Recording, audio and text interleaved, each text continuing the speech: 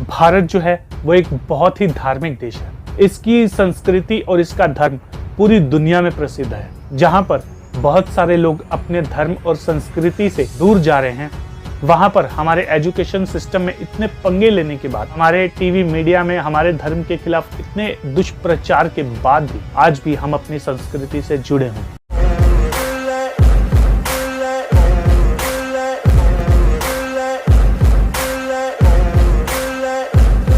हाय दोस्तों, मैं राजेश शर्मा आ चुका हूं एक नई वीडियो के साथ। तो कैसे हैं आप सब? आज की इस वीडियो में हम बात करेंगे कुछ ऐसी धार्मिक कहानियों के बारे में जो कि हमें सिर्फ धर्म ही नहीं बल्कि हमारी लाइफ में हमें आगे बढ़ने के लिए मोटिवेट भी करेंगी और हमें ये भी सिखाएंगी कि जब आपकी लाइफ में कुछ ऐसी सिचुएशन आए तो उनका सामना कैसे करना चाहिए। जो पहली स्टोरी है वो है रामायण से। बात तब की है जब सीता माता का हरण हो चुका था। भगवान राम सीता माता की तलाश के लिए लंका जाने वाले थे। उन्हें पता लग चुका था कि माता सीता लंका में ही है। अब मेन चीज ये थी कि उन्हें समुद्र पर एक पुल बनाना था। वो समुद्र देव की तपस्या करने लगे।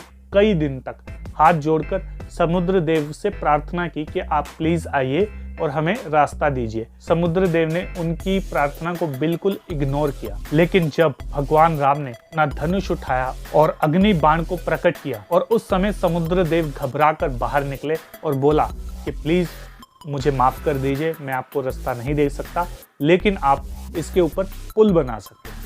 तो इससे क्या साबित होता है कि कई बार आपको अपनी बात मनवाने के लिए अपना बाहुबल भी दिखाना पड़ता है। वो गीता का एक श्लोक है ना कि अहिंसा परमो धर्म, धर्म हिंसा तदैव च, यानी कि अहिंसा जो है वो परम धर्म है। लेकिन अगर धर्म के लिए आपको हिंसा करनी पड़े तो वो सबसे बेहतर है। इसीलिए भगवान श्री कृष्ण ने धर्म संस्थापना के लिए महाभारत युद्ध में अर्जुन का साथ दिया। बात अगर गीता के श्लोक की हो ही गई है तो अगर महाभारत का इसमें एग्जाम्पल ना आए तो कैसे चलेगा। बात तब की है, बहुत सारे लोग भगवान श्री कृष्ण को महाभारत के युद्ध के लिए उत्तरदायी मानते हैं, लेकिन सच तो ये है कि उन्होंने इस युद्ध को रोकने के लिए बहुत कोशिश की। उन्होंने सबसे पहले जब पांडवों के साथ बुरा हो रहा था, जब पांडवों के साथ नाइंसाफी हो रही थी, तो उन्होंने कौरवों से उनको आधा हिस्सा दिलवाया। लेकिन जब कौरवों ने उस हिस्से को अधर्म से हड़प लिया तब उस हिस्से को पाने के लिए उनसे युद्ध किया। लेकिन इससे पहले जब ये तय हो चुका था कि अब युद्ध होगा,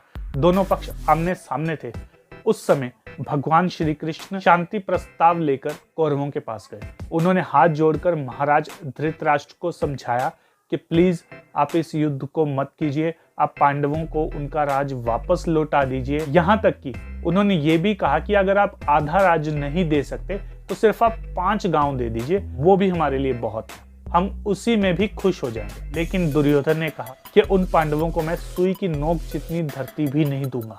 और उसके बाद भगवान श्री कृष्ण ने कहा कि अब मैं मेक श्योर करूंगा कि ये युद्ध हर हाल में हो। और युद्ध हुआ और कौरवों का नाश हुआ। जो तीसरी स्टोरी है वो समुद्र मंथन से जुड़ी हुई है। स्टोरी नहीं बल्कि एक शिक्षा है। आप सभी ने समुद्र मंथन की स्टोरी तो सुनी होगी। जब समुद्र मंथन होता है तो सबसे पहले उसमें से क्या निकलता है? विष, जिसको जहर कहते हैं। और वो किसने पिया था? भगवान शिव ने। और उन्होंने ऐसा चिल्लाया कि मैं पी रहा हूँ, या मुझे क्यों पीना पड़ रहा है, या मैं ही क्यों। उन्होंने ऐसा कुछ नहीं कहा। उन्होंने उसे चुपचाप शांति से पी लिया, जैसे कि एक कोल्ड ड्रिंक हो। और फिर उसमें से धन दौलत निकली, मान सम्मान की वो सारी चीजें निकली, अप्सराएं निकली और बहुत चीजें निकली, और अंत में अमृत निकला।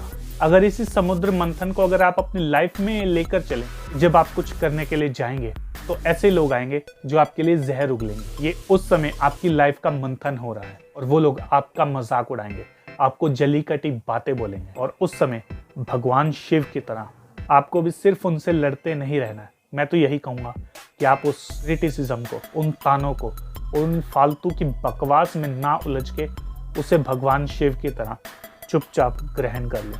उसके बाद जब आप मेहनत करते रहेंगे, जब आप नई चीज़ें सीखते रहेंगे, नई चीज़ें ट्राई करते रहेंगे, आगे बढ़ते रहेंगे, तो आपको उसमें से लक्ष्मी मिलेगी, यानी पैसा। और अंत में अमृत के तौर पर आपको मान सम्मान मिलेगा, आपको इज्जत मिलेगी और आपका नाम आपकी पीढ़ी दर पीढ़ी लिया जाएगा। अगर आपको नहीं यकीन तो आज भी आप राजपूत और ठाकुर परिवारों में जाकर देख सकते हैं जो कि काफ़ी समृद्ध हैं। आज भी उन्होंने अपनी 7-7, 8-8 पीढ़ियों की फोटोज लगा कर रखी हैं जब सोशल मीडिया नहीं था फिर भी उन्होंने पेंट की हुई फोटोज बनवाई हुई हैं। हमारा लक्ष्य अपनी फोटोज बनवाना नहीं, अपनी जय जयकार करवाना नहीं, बल्कि अपनी फैमिली को एक अच्छा लाइफस्टाइल देना, समाज को प्रेरणा के साथ साथ आगे बढ़ने के मौके देना। गौर कीजिएगा दोस्तों। इसके अलावा हमारे 2 और चैनल हैं, द फंकी मोटिवेशन के नाम से और द फंकी टॉक के नाम से। इन दोनों चैनल्स पे भी जाइए, वीडियोस को देखिए, इन चैनल को सब्सक्राइब भी कर लीजिए और इस वीडियो को भी लाइक कर दो, शेयर कर दो और इस चैनल को भी सब्सक्राइब कर दो ताकि मोटिवेशन का डेली डोज आपको हर रोज मिले। तो मिलते हैं अगली वीडियो के साथ, तब तक के लिए स्टे इंस्पायर्ड, स्टे रॉ।